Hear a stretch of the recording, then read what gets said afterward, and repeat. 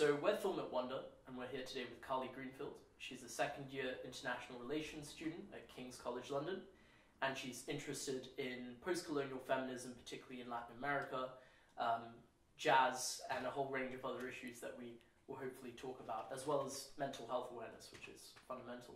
Right. Carly, why don't you tell us a little bit about yourself? Well, I'm from right outside Washington, D.C., so I'm American, full-bred, don't really have much else in there. Just kind of hopped the pond over to London. I'm studying AR because I really like politics and I really like all the different things that come with that. And I think that a really big thing within politics, within our society, is just kind of breaking down stigmas. So when we talk about stigmas around sexuality, around women, around culture, and around mental health, I find those to be really interwoven and something that I'm really passionate about. That's fantastic. And let's talk a little bit more about the stigma, if that's okay, particularly regarding mental health. Yeah. Why is it such a big taboo still to talk about mental health almost? I feel like mental health is so taboo because we really divorce mental health from physical health. So when we talk about physical health, it doesn't seem odd that sometimes you break a bone or sometimes you get under the weather and you get a bit cold. But when we talk about mental health, we are much more uncomfortable with it, and it's seen as something that's really private that we don't want to address with others. So it's seen as something that we're really opening up about rather than just something that a lot of people handle. And I suppose, why do people attach this almost kind of problematic aspect to it? The idea that it's not okay to open up and you have to almost kind of like suppress or ignore them. Yeah, I mean, I think we have a whole history of it. Obviously, I don't think it's something that's new.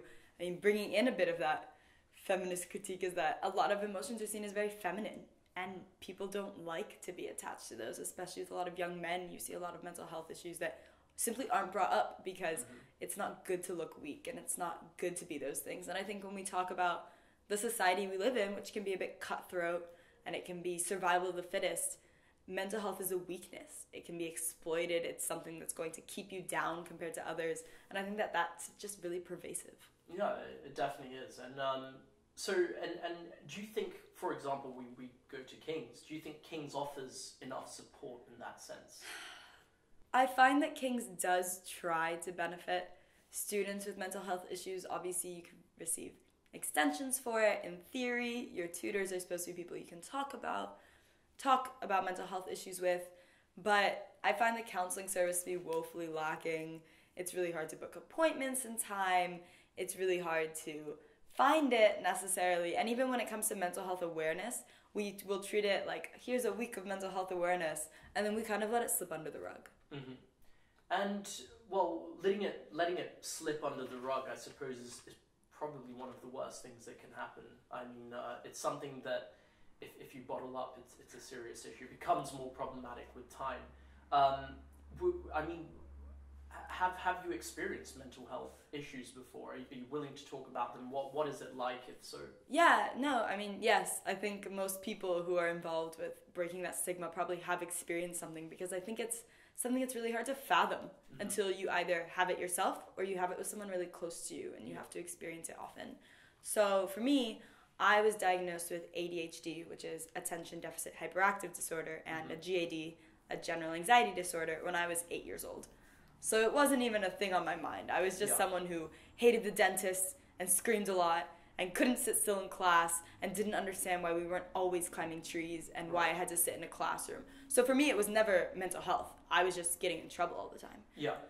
And that then being transformed into growing up and realizing that it actually was a lot more problematic in my life than being 8 years old and not knowing how to sit still in a chair really kind of made me feel the push that someone has to say something, right? If I feel like I'm in a secure enough position now that I'm able to say something, and I think that's really important in the mental health community, to have someone who maybe is more comfortable putting their mental health out there.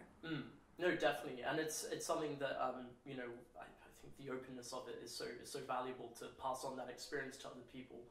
And is it something that you'd say you learn to live with and kind of and tackle and face front on rather than trying to... Yeah, I mean, I really dislike the terminology of beating something when it comes to mental health, because I don't like the comparison with cancer or with this disease that hits you and then can go away, because mental health isn't really like that. It's not a disease. You can't catch it from anyone. Sure. Could you elaborate a tiny bit on the cancer comparison, if possible? Yeah, so a lot of people in the mental health community, while trying to take mental health seriously, will compare it to cancer, because we take cancer really seriously. When someone has cancer, we say, I'm so sorry, take as much time as you need. And of course, there are so many other issues that people with cancer face, but for a lot of people in the mental health community, they see that as something that gets taken seriously by general society. But I think that we need to be more nuanced when we talk about mental health. We're doing the community a disservice when we try and fit it into another box, because mental health is what it is, and we should, rather than trying to create these complicated analogies, just explain it and explain its nuance. So when I think about mental health, I think it's something that you're most likely always going to face. Right. There are going to be times where it hits you more than others. There are going to be times where you feel like it's gone. And maybe for some people, they really do feel like they defeat it, which is awesome. But I would say that for most people, it's something that's kind of going to wax and wane throughout their lives. Sure. And how I mean, London's a big place. And we ask this in a lot of our interviews, how do you kind of deal with situations where you've felt hard done by in life? But I guess it's a very different question here. How do you, what advice would you pass on to people who are dealing with mental health issues, and because it's far more nuanced than we've... Yeah, I mean, I think a big thing when it comes to your mental health issues is reminding yourself that they're yours. So if someone gives you advice and you try it and it doesn't work, don't be upset. That's fine. There's nothing wrong with something not working for you. So I know for myself, I'm really extroverted, which can be a bit odd for someone with anxiety, because people expect anxiety to be social anxiety. So you can't be around people, or you get really nervous speaking in front of crowds. But my anxiety hits me a lot more when I'm alone. Okay. So in that way, I know that my anxiety is the worst when I'm alone trying to study. So what it affects most is my schoolwork. Whereas for someone else, it might be that their anxiety affects their friendships most, because their anxiety comes from being around people and possibly messing that up. So I think a really big thing for students and people in general who are facing issues with their mental health is making sure that you personalize it. Just like any other type of medicine, just like any other type of emotion that you feel, it's yours. And you need to accept that and figure out exactly what's going on with you. Because we might have these overarching disorders names, but everyone's going to have their points that are very individual to them. Yeah, well, I think it's a very valid thing to say. And particularly, I guess then, having mentioned, King's or university life, then I guess it's also up to universities to kind of have more understanding in that sense? I think it's universities, but I also think it's peers. I think we have this idea that King's will solve the issues for the students at King's, but I also think there needs to be a community change when we talk about the way we interact with those who we think might face these issues. So talking about, say, getting an extension for an essay because you had a giant anxiety attack. King's might be understanding. Your personal tutor might be lovely, wonderful, it's very private, it's great. But possibly when you mention it to your peers, they see it as you rigging the system because they don't get it. They think, well, we're all stressed and you got an extension. Right. And so the problem isn't necessarily always from King's, but it can be from the student body. So yes, I think King's needs to do more in terms of financing, in terms of openness and awareness, but I also think there just needs to be a collective change throughout our student body when it comes to the way we discuss these issues. Sure, and well, I guess in that sense, if we kind of perhaps term it as raising awareness, be it within universities, the student life and so on, how... Because it's so difficult, you can kind of put up posters for the NHS and kind of, physical health and well-being. How do you raise awareness for mental health? I think raising awareness for mental health comes with, one, numbers. So actually just being honest with how many people actually face these issues. Like we had the It Stops Here campaign for sexual assault. It said 1 in 3 women will be harassed, sexually assaulted, or raped at university. That was a huge number. People were shocked by that. When you look at numbers for mental health, they're also pretty shocking. I think it's 1 in 4 for depression. Wow. Someone will face depression in their life, whether because of a death in the family or whether just chemicals in their brains, but they might face depression. So when we put those numbers out, I think that's one route to take in where people might say, wait, so one of us must have it because it says 1 in 3 and I'm sitting with 9 people here. Yeah. And I think that's one way to start really get people thinking about it. Yeah. To unpack a little further, if you like, the whole taboo of mental health. And you talked about statistically, if 1 in 4 people have depression, then why is it that amongst friends or whatever, if you open up, that it's still seen as such a negative? Well, like I said earlier, I think it's so personal, or at least it's seen as so personal in the way that other forms of health aren't. So we still see it as something that you should keep secret and you shouldn't talk about. And I like to use the example of, when we say, oh, I woke up on the wrong side of the bed, or I didn't sleep well, or I just had a nightmare. People take that very lightly and they go, oh, okay, makes sense. Hope you have a better day. But when you say, yeah, my depression's just really bad today, or yeah, I'm just feeling really antsy, my anxiety's acting up, you're suddenly admitting something that people felt like they shouldn't have been privy to. But you're saying the exact same thing. So it really makes you wonder, what is it about the word depression or the word anxiety that's really making people nervous? Because the emotion isn't what's making people nervous.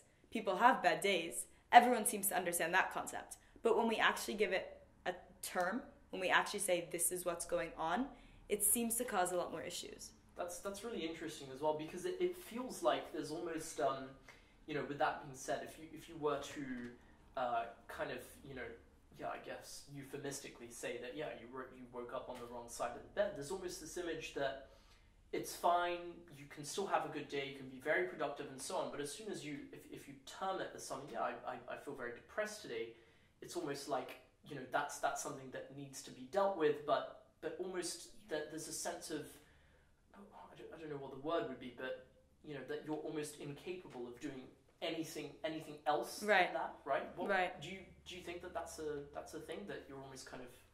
Yeah, and I think it's also one of those things where, again, because depression can be so personal, it's going to vary so much from person to person.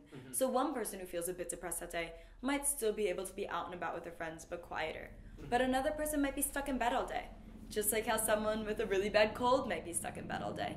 And they're just stuck, and they can't really move, and they don't want to talk to anyone. But there's nothing necessarily inherently wrong with that. Obviously, if it gets really bad, just like anything to do with health, it needs to be addressed. But amongst your friends, when your friend gets ill, you say, okay, see you tomorrow then. But when your friend's like, yeah, I'm just feeling so terrible, I can't make it out, it's like, okay, what's going on? We need to address this. But we don't always need to.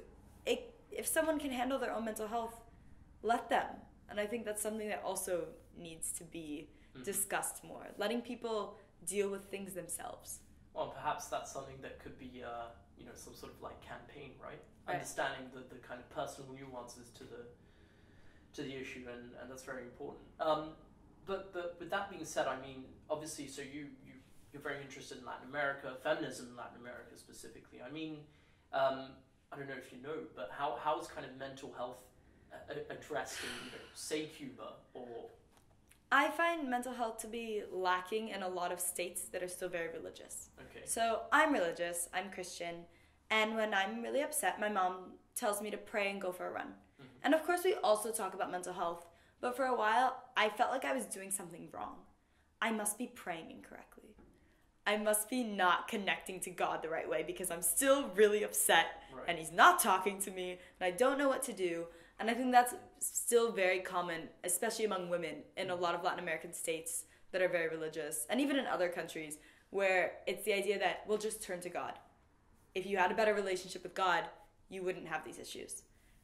And I simply don't think that's true. I think you could be very religious and very devout and still feel like there's something here that you need help with. There's nothing wrong with going to the hospital and being Christian. We've gotten over that hump. I think the next hump we need to get over is having mental health issues and being religious. I think that's something that still in a lot of communities is really stigmatized. Yeah, I mean, I'd say that, coming from Brazil, it's something that is still, seen as if you go to a therapist, or if you open up about these issues in a very Catholic country, it's a big issue, yeah. right?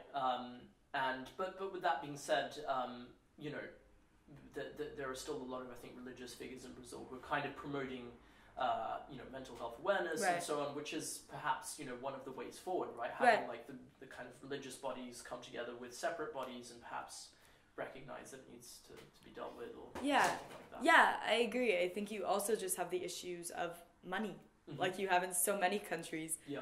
A lot of places simply can't afford to have strong mental health services if they can't if they can't provide regular health care. They're really going to struggle to provide any type of funds for mental health. So I think we talk about education in a lot of these places when people are feeling really upset, feeling depressed, that it's not unnatural, that we need to talk about awareness amongst the people that might be surrounding them. Maybe they don't have it now, but you might have it later. We need to talk about the funds that governments need to point towards mental health. We need to talk about societal changes. And obviously, I think it's really great that there are religious figures speaking out on mental health, because I don't think that I think they can very much coexist. I don't think that it's something that's inherently sinful that you want to go see a therapist rather than the priest. Yeah. Because they're multifaceted issues. Sure. We go to school, we have a government. Not every figure is religious. Not every figure necessarily is part of our religion. Not every figure is necessarily giving religious advice. That doesn't mean that you also can't have that religion, or that you can't live in a religious state and still try and help yourself. And well, with that being said, how it's always a difficult issue, right, when you're dealing with health policy. I mean, with things like, for example, diabetes. I'm not saying that in any way that it's comparable, but with diabetes, you'd think you'd kind of weigh up the costs and benefits of prevention versus treatment. Now, how do you not to use the same framework, because I don't think that they're applicable in any way whatsoever. But how do you come up with effective policies and kind of, is it more important to be raising awareness than it is to be kind of tackling the issue from a medical point of view? I mean, what is, it's a really difficult... Yeah, it's a difficult question, right? Yeah. I think you have the awareness side, but again, returning to those numbers, the more research there is, the more we know about it, the more we know which communities are more affected, the more we know what needs to be looked at. So ADHD, which I have, is actually a lot more common in boys. Or so they thought. Because when they first started testing ADHD medications and things like that, they did it mainly on young white boys. Right. And because that's who was assumed to have ADHD, because they were really hyperactive and they were really aggressive and things like that. And so that's how they thought ADHD manifested. But then they started seeing it in girls and they went, wait, what? And the numbers are actually much higher for women than what was expected. So now we have this issue where, wait, do boys actually have more ADHD? Or was it simply that our studies were mainly looking at young men? And I think that that's something that could probably speak to a lot of different fields, and definitely in the mental health field. The more work we do, the more research we have, it can't be harmful. It can't be a bad thing to have more numbers, to know more about these communities, to know more about the disorders themselves. And do you think, Generation Y, our generation, faces more issues of mental health? I mean, I don't know for what reasons, but do you think we're in a worse position than our parents were and that our grandparents were? I mean, what? I think on one hand, we see people being more aware of it, so they might be quicker to call something a mental health issue, whereas before it might have been seen as something else. So before you might just say long period of grieving, now they might say grief-induced depression, right? So I think on one hand we have that. But I also think we have the issue of, we talk about an unstable economy. People don't think about it, but money's really stressful. It's stressful in marriages. It's stressful on a person themselves. Poor people are more stressed out oftentimes than very wealthy people. And I think that also feeds into mental health. So when we talk about young people who can't necessarily get a job and they're trying so hard, but someone else has 5 more internships than them, I do think that we're facing we don't really know numbers-wise whether it's more mental health issues, but I definitely think we're at a point that it's really hitting ahead. Yeah, and as you said, I think urgency, right? That's the... Yeah. And keeping it... Well, Carly, thank you so much for discussing... Yeah, thank you for having me. Well, because it's, it's a... I think it's fundamental to be open about it, to talk about it, and to, well, I guess, raise awareness in one Right. way or another. And we hope to interview you once again in the future. Yeah, I would love it. Thank you so much. Thanks.